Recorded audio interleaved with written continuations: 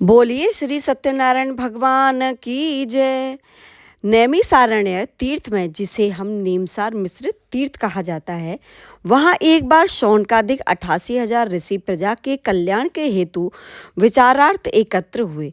विचार विनिमय हो रहा था कि पुराण वेत्ता ज्ञानवान व्यास जी के शिष्य सूत जी वहां पधारे, तो सूत जी को देखकर समस्त ऋषिगण सत्कार में खड़े हो गए और शौनकादि ऋषियों ने मांगलिक शिष्टाचार के पश्चात उन्हें यथा योग्य आसन प्रदान किया। इसके पश्चात शौनकादिक मुनियों ने सूत जी को हाथ जोड़कर नमस्कार करते हुए पूछा, हे महर्षि सूत जी, इस कलयुग में मनुष्य को हरि भक्ति एवं जीवन में सुख किस व्रत से प्राप्त हो सकेगा? आप जानते हैं कि कलयुग में मनुष्य वेद विद्या से रहित, सत्कर्मों से दूर तथा पाप कर्मों में संलग्न रहकर अनेक प्रकार के कर्म फलों के अधीन दुखों को भोग रहे हैं। उनका उद्धार किस सरल उपाय से हो सकेगा? आप कृपा करके यह बताइए कि कलयुग में मनुष्य का प्राण केवल अन्न व धन है। वे इसी कारण अनेकों दुखों से दुखी रहते हैं, जिससे मनुष्य की प्रवृत्ति पापमयी होती जाती है। मिथ्या आचार अपव्यवहार से प्राणी दुखी हो जाता है। इस कारण जन कल्याण के लिए कृपा करके कोई उपाय बताइए, जिससे थोड़े धन में दीन और अल्प बुद्धि वाले मनुष्य भी अपना जीवन सुधार सकें। शास्त्र कहते हैं कि जिस उपदेश से मनुष्य पाप पुण्य करता है, उसके पुण्य और पाप का भागी उपदेशक भी होता है। पुण्य का उपदेश करने वाले दयावान, कपट रहित, निष्पाप और निर्विरोधी, ये 4 तरह के मनुष्य भगवान के रूप हैं। संसार में ज्ञानी होकर जो दूसरों को ज्ञान नहीं देता, उससे परमेश्वर प्रसन्न नहीं रहते। आप तो पृथ्वी पर ज्ञान का विस्तार करने के लिए ही अवतरित हुए हैं, अतः मनवांछित फल एवं सुख प्राप्त करने वाला कोई उपाय अवश्य बतलाइए। सूत जी बोले, हे मुनि श्रेष्ठों, आप धन्य हैं जो सदैव संसार के प्राणियों का हित चाहते हैं। मैं आज आप लोगों को उस श्रेष्ठ व्रत के विषय में बताऊंगा जो कभी लोक हितार्थ नारद जी ने लक्ष्मीपति से पूछा था। आप सावधान होकर सुनिए। सूत जी ने कहा, एक बार योगी नारद लोक हित की आकांक्षा से अनेकों लोकों में भ्रमण करते हुए मृत्यु लोक में आ गए। यहाँ उन्होंने सब लोगों को अनेक प्रकार के क्लेशों से ग्रस्त और अपने कर्मों के कारण नाना प्रकार से दुखी देखा, तो सोचने लगे कि किस उपाय से इनके दुखों का नाश हो। ऐसा मन में सोचते हुए विष्णु लोक में जा पहुँचे। वहाँ शुक्ल वर्ण, चतुर्भुज, शंख, चक्र, गदा, पद्म और वनमाला विभूषित श्री नारायण जी की स्तुति करना शुरू किया कि हे वाणी और मन की शक्ति से अगम्य अनंत शक्तिशाली प्रभु, आपको नमस्कार है। आदि के आदिभूत, हे भक्तों के कष्ट निवारण करने वाले, आपको नमस्कार है। तब इस स्तुति को सुनकर भगवान विष्णु ने कहा, हे नारद, कहो तुम कैसे आए हो और तुम्हारे मन में क्या जिज्ञासा है? हे महाभाग, तुम मुझसे कहो। नारद जी बोले, मैंने देखा है कि मृत्युलोक में सब लोग अनेक प्रकार के क्लेशों सहित विविध योनियों में उत्पन्न होकर पाप कर्मों से दुख पाते हैं। हे नाथ, उनके वे समस्त दुख किस प्रकार नाश को प्राप्त हो सकते हैं? यदि आपकी कृपा मुझ पर हो जाए तो मैं वह सुनना चाहता हूँ। श्री विष्णु भगवान बोले, हे वत्स, मानवों के कल्याण के लिए तुमने बहुत अच्छा प्रश्न किया है। अतः जिस कर्म के करने से मनुष्य मुंह से छूट जाता है, वह कहता हूँ, सुन। सत्यनारायण भगवान का यह व्रत स्वर्ग लोक और मृत्यु लोक दोनों में दुर्लभ है।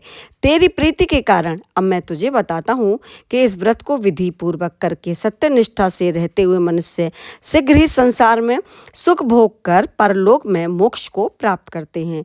भगवान के इस वचन को सुनकर नारद मुनि बोले, हे प्रभु, इस व्रत की क्या विधि है और इसे किसने यह व्रत किया है? विस्तार पूर्वक मुझसे कहिए। यह व्रत कब करना चाहिए? श्री विष्णु बोले, हे नारद, यह सत्यनारायण भगवान का व्रत दुख और शोक आदि को विनाश करके और धन्य धान की वृद्धि करने वाला है। विजय, सौभाग्य और संतान देने वाला है। किसी भी दिन भक्ति और श्रद्धा से मनुष्य धर्म में तत्पर होकर बंधु बांधवों को साथ लेकर सायंकाल के समय सत्यनारायण का पूजन करें। भक्तिपूर्वक केला, फल, घी, गेहूं का चूर्ण आदि पदार्थों को 1.25 किलो या सवाया करके लें। नैवेद्य गेहूं का चूर्ण प्राप्त न होने पर चावल का चूर्ण, शक्कर या गुड़ को सवाई परिमाण में लेकर सत्यदेव को निवेदन करके स्वजनों सहित कथा पढ़ें, सुने और दीन ब्राह्मण आदि को योग दक्षिणा दें। उसके बाद भक्तिपूर्वक प्रसाद को ग्रहण करके ब्राह्मण एवं स्वजनों को भोजन कराकर स्वयं करें। रात्रि को जागरण करके कीर्तन एवं हरि गुणगान में बिताएं। इस प्रकार व्रत करने से तथा श्री सत्यदेव का निष्ठापूर्वक ध्यान करने से प्राणी निसंदेह मनवांछित फल प्राप्त करता है। कलयुग में यही एक सरल उपाय है। इति श्री सत्यनारायण कथा प्रथम अध्याय समाप्तम। बोलिए श्री सत्यनारायण भगवान की जय। सूत जी बोले, श्री नारायण ने नारद के पूछने पर कि पहले यह व्रत किसने किया तथा क्या फल पाया, वह इतिहास जो उन्होंने बताया मैं वह आपको बताता हूँ। रमणी काशीपुरी में कोई एक निर्धन विप्र रहता था। भूख और प्यास से व्याकुल वह नित्य प्रति पृथ्वी पर यहाँ वहाँ घूमता था। तब विप्रों के प्यारे भगवान ने दुखी विप्र को देखकर एक वृद्ध का रूप धारण करके आदरपूर्वक पूछा, हे विप्र, किस लिए तुम दुखी होकर पृथ्वी पर घूमते हो? उस विप्र ने कहा, मैं अति गरीब हूँ और उदर पूर्ति हेतु भिक्षा के लिए पृथ्वी पर भ्रमण करता हूँ। हे प्रभु, यदि आप मेरे दुख को दूर करने का कोई उपाय जानते हैं तो कहिए। वृद्ध ब्राह्मण ने कहा, श्री सत्यनारायण भगवान विष्णु वांछित अर्थों का फल देने वाले हैं। हे ब्राह्मण, उनके पूजन और उत्तम व्रत को तू कर, जिससे करके मनुष्य सब दुखों से छूट जाता है। इस व्रत का विधान भी बतलाकर ब्राह्मण रूपधारी भगवान वहीं अंतर्ध्यान हो गए। तब उस ब्राह्मण ने संकल्प किया कि मैं इस सत्य व्रत का भली प्रकार पालन करूंगा। यही विचार करते करते वह रात को सो गया। प्रातः उठकर उसने व्रत का पुनः संकल्प किया। उस दिन ब्राह्मण को भिक्षा में बहुत सारे द्रव्य मिले, तो उसने प्रसन्नतापूर्वक व्रत एवं पूजन बंधु बांधवों सहित किया। इस व्रत के प्रभाव से क्लेश मुक्त और संपत्तियों से युक्त हो गया। फिर प्रति माह श्री सत्यनारायण भगवान का व्रत कर अंत में मोक्ष को प्राप्त हो गया। हे ऋषिगणों, भगवान द्वारा नारद जी को बताए गए इस सत्यनारायण भगवान का व्रत को जो भी संसारी व्यक्ति करेगा उसके समस्त दुख नाश को प्राप्त होंगे। तब ऋषि बोले, हे मुनिसूत जी, उस ब्राह्मण से सुनकर इस पृथ्वी पर इस व्रत को और किसने किया, यह जानने की इच्छा है। सूत जी कहने लगे, हे ऋषियों, एक बार वह द्विज श्रेष्ठ बंधु बांधवों सहित श्री सत्यदेव का व्रत पूजन कर रहा था कि उसी समय एक लकड़हारा प्यास के कारण व्याकुल उस ब्राह्मण के घर में लकड़ियों को बाहर रखकर घुस गया। वहां उस धार्मिक कृत्य को देखकर वह पूछने लगा कि आप यह क्या करते हो, इससे क्या फल प्राप्त होता है? हे स्वामी, आप मुझे भी यह बताएं। ब्राह्मण बोला कि वह सत्यनारायण भगवान का व्रत है जो इच्छित फल प्राप्त कराता है। इसके प्रताप से मेरे यहाँ सब धन्य धान हुआ है। व्रत के विषय में समस्त जानकारी पाकर, प्रसाद पाकर, पानी पीकर वह लकड़हारा अपने नगर को गया। उसने मन में विचारा कि लकड़ियों को बेचने से मुझे जो भी धन मिलेगा मैं उससे व्रत को करूँगा। ऐसा विचार करता हुआ वह धनवानों की बस्ती में जा पहुँचा। वहाँ और दिनों से दूने दामों में वह लकड़ी बिकी। तब तो उसने प्रसन्नचित्त होकर पके हुए केले, शक्कर, घी, दूध और गेहूं का आटा आदि सवाई मात्रा में एकत्र किया कि घर आकर बंधु बांधवों सहित यह व्रत किया। व्रत के प्रभाव से वह धनवान पुत्र हुआ और संसार के सुख भोग कर अंत में सत्यलोक को गया। इत श्री सत्यनारायण कथा का दूसरा अध्याय समाप्तम। बोले श्री सत्यनारायण भगवान की जय। सूत जी बोले, हे मुनि श्रेष्ठो, अब आगे की कथा सुनो। एक समय उल्कामुख नामक बुद्धिमान और जितेंद्रिय राजा था।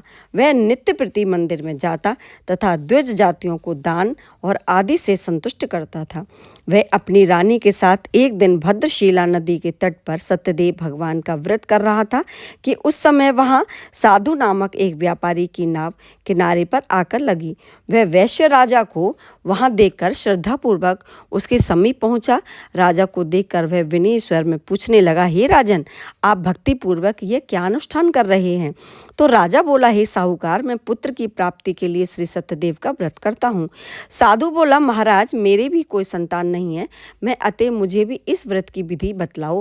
राजा ने व्रत के बारे में जानकारी पाने के बाद साधु ने घर आकर आनंद पूर्वक इस व्रत के बारे में अपनी स्त्री को बताया और संकल्प किया कि संतान प्राप्त होने पर वह भी यह व्रत करेगा। सत्यदेव की कृपा से उनकी स्त्री लीलावती गर्भवती हुई और 10वें महीने एक कन्या को जन्म दिया, जिसका नाम कलावती रखा गया। लीलावती ने मधुर वचन में वह अपने पति को व्रत की बात याद दिलाई तो उसने कहा कि हे प्रिय, अभी तो मेरे पास समय नहीं है, मैं इसके विवाह के उपरांत यह व्रत अवश्य करूँगा। इस प्रकार वह अपने व्यापार कार्य में लग गया। कलावती को ब्याह के योग्य देखकर एक दिन वैश्य ने अपने दूतों से कहा कि कन्या के लिए योग्य वर ढूंढें। आज्ञा पाकर एक दूत कंचन नगर गया। वहां के व्यापारी के एक सुंदर लड़के को साधु के पास लाया। योग्य वर पाकर उस वैश्य ने कन्या का विवाह आनंद पूर्वक संपन्न कर दिया। वह सत्यदेव के व्रत करने की बात को अभाग्यवश फिर से भूल गया। इससे सत्यदेव रुष्ट हो गए। कुछ समय पीछे साधु अपने जामाता सहित व्यापार को चल दिया। समुद्र के किनारे रत्नसार नामक द्वीप में व्यापार करके वे जब चंद्रकेतु राजा के नगर पहुँचे तो प्रतिज्ञा से भ्रष्ट वैश्य से भगवान कुपित थे। एक दिन चोर राजा का धन चुराकर सिपाहियों के भय से वह सब धन उसी स्थान पर पटक कर छिप गए जहाँ की जामाता सहित वैश्य ठहरा हुआ था। चोरों के पीछे आते हुए सिपाहियों ने धन को वहां देखकर उन दोनों को पकड़कर राजा के सम्मुख उपस्थित किया और कहा, स्वामी, हम आपके धन को चुराने वाले 2 चोर पकड़कर लाए हैं, इसके लिए अपनी आज्ञा दीजिए। राजा ने उन्हें जेल में डालने को कहा। सत्यदेव की माया से उनकी कोई बात किसी ने नहीं सुनी और उनका सारा धन छीनकर उन्हें जेल में भेज दिया। उन्हीं सत्यदेव के शाप के कारण उनके पीछे उनके घर का सब धन चोरों ने चुरा लिया तथा उन दोनों की स्त्रियों को घोर कष्ट पाने लगी। एक दिन कलावती भूख से व्याकुल अन्न की चिंता में घर से निकली और एक मंदिर में जा पहुंची। वहां सत्यदेव के व्रत को होता देख बैठ गई और रात को देर से कथा सुनकर और प्रसाद लेकर घर वापस आई तो माँ ने देर से आने के लिए उसे डांटा तो कलावती बोली कि हे माँ, मैंने मंदिर में ब्राह्मणों को मनवांछित फल देने वाले व्रत को करते देखा है। पुत्री के वचन सुनकर उसकी माँ प्रसन्न हुई और सत्यदेव के व्रत को याद करके उसे संपन्न किया। व्रत के करने से भगवान फिर से प्रसन्न हुए और राजा चंद्रकेतु से स्वप्न में जाकर बोले, हे राजन, सुबह होते ही तुम उन दोनों वैश्यों को छोड़ देना और उनके धन को वापस कर देना, नहीं तो मैं तुम्हारा सर्वनाश कर दूंगा। प्रातःकाल होते ही राजा ने सभासदों और रात में देखे स्वप्न को कहा और आज्ञा दी कि जेल में दोनों पड़े हुए वैश्य बंदियों को छोड़ दिया जाए। आज्ञानुसार उन्हें जेल से राजा के सामने उपस्थित किया गया। पहली बात को याद करके वे दोनों व्याकुल थे, कुछ बोले नहीं। राजा ने उनके बाल बनवाए, स्नान आदि कराकर सुंदर वस्त्र पहना दिए। फिर उनको दुगना धन वापस करते हुए कहा, तुमने देवगति से यह महादुख पाया है, अब निर्भय होकर तुम जाओ। राजा को प्रणाम करके वे दोनों आनंद पूर्वक घर के लिए चल दिए।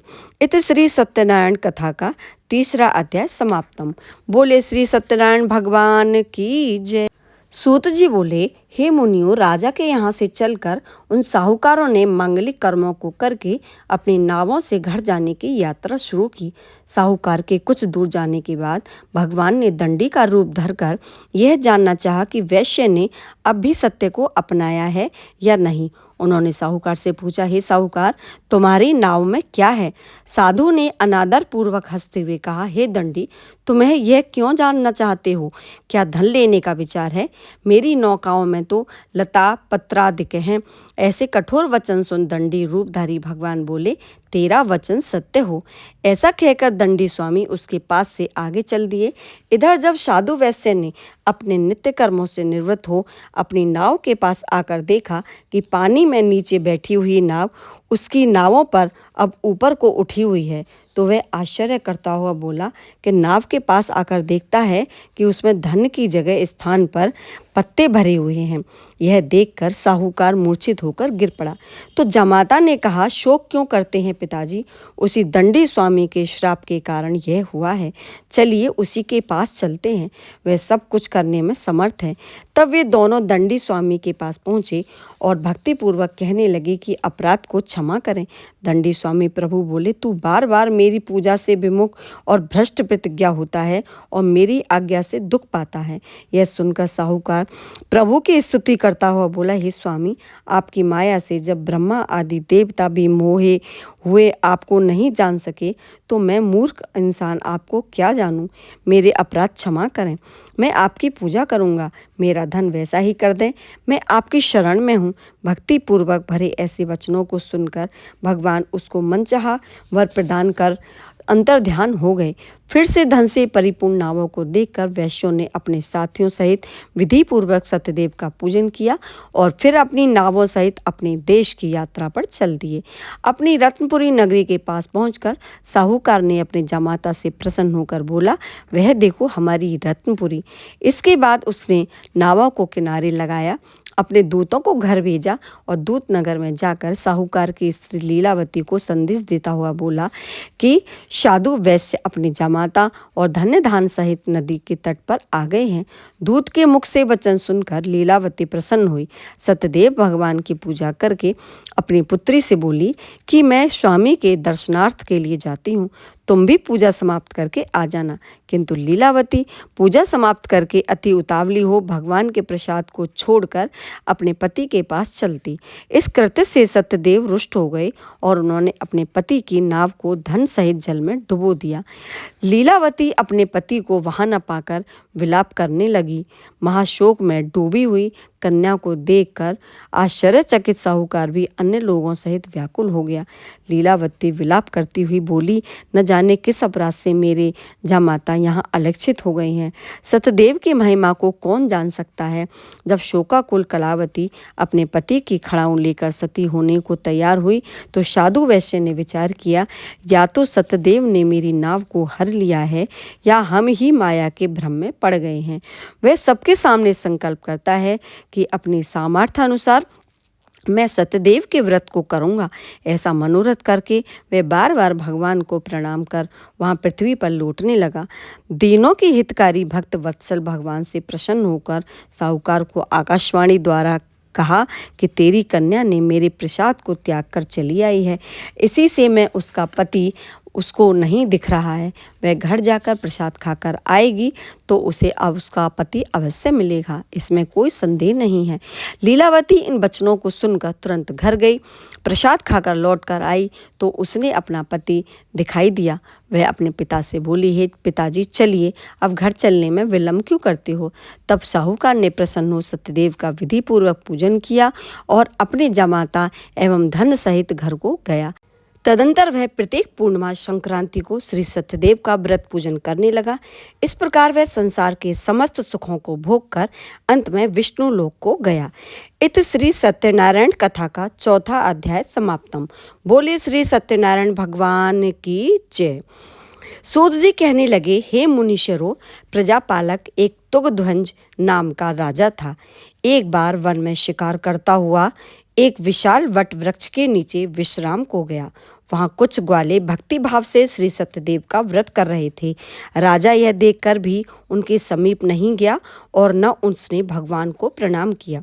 उसने ग्वालों द्वारा दिए हुए प्रसाद को भी नहीं लिया और उससे घृणा की। सत्यदेव भगवान उससे रुष्ट हो गए तथा दुष्कर्मों का फल तुरंत दिया। वह जब अपने घर लौटा तो वहाँ उसने रानी और पुत्रों को मरा हुआ देखा तथा अपना समस्त धन वैभव नष्ट पाया। राजा ने निश्चय किया कि सत्यदेव ने ही मेरा यह सर्वनाश किया है। ऐसा विचार करके वह वन में उसी स्थान पर आया जहाँ की ग्वाले व्रत कर रहे थे। उसने ग्वालों के साथ भक्ति पूर्वक व्रत किया तथा सप्रेम प्रसाद पाया। सत्यदेव ने प्रसन्न होकर उसके पुत्र जीवित कर समस्त धन धान्य भी दिया। वह इस संसार में समस्त सुखों को भोग कर अंत में स्वर्गलोक को गया। जो व्यक्ति इस परम दुर्लभ व्रत को करते हैं तथा इस पवित्र कथा को पढ़ते सुनते हैं, वह इसके प्रभाव से ऐश्वर्यवान को मोक्ष को प्राप्त करते हैं। यह कथा कलयुग में तुरंत फल देने वाली है। समयानुसार भगवान को कोई सत्य, कोई ईश, कोई काल और कोई कलयुग में सत्यव्रत स्वरूप भगवान कहेंगे कि हे ऋषिश्वरों, जो सत्यदेव की कथा को नित्य प्रति पढ़ता सुनता है उसके समस्त पाप क्षय हो जाते हैं। अब जिन्होंने इस व्रत को किया उसके आगे के जन्मों के हाल बताता हूँ। बुद्धिमान शतानंद सुदामा बना। इससे भगवान श्री कृष्ण का सामीप्य पाकर मोक्ष को प्राप्त किया। वह लकड़हारा निषाद राजा बना जिसने राजा रामचंद्र जी की सेवा का मोक्ष पाया। उल्कामुख राजा दशरथ बना और श्री रामचंद्र जी को पुत्र के रूप में पाया। वह साधु वैश्य मोरध्वज बना जिसने अपना अर्धांग आर्य से चिरवाकर मोक्ष पाया। वह राजा तुंगध्वज स्वयंभू मनु हुआ जिन्होंने श्रीमद् भागवत का उपदेश देकर के बैकुंठ को प्राप्त किया। बोलो श्री सत्यनारायण भगवान की जय। इत श्री सत्यनारायण कथा 5वां अध्याय समाप्तम। बोलिए श्री सत्यनारायण भगवान की जय। तो भक्तों, ये थी सत्यनारायण भगवान की पावन व्रत कथा। ऐसी ही धार्मिक कथाएं सुनने के लिए मेरे चैनल को सब्सक्राइब, लाइक, शेयर करना मत भूलिएगा। बोलिए सत्यनारायण भगवान की जय।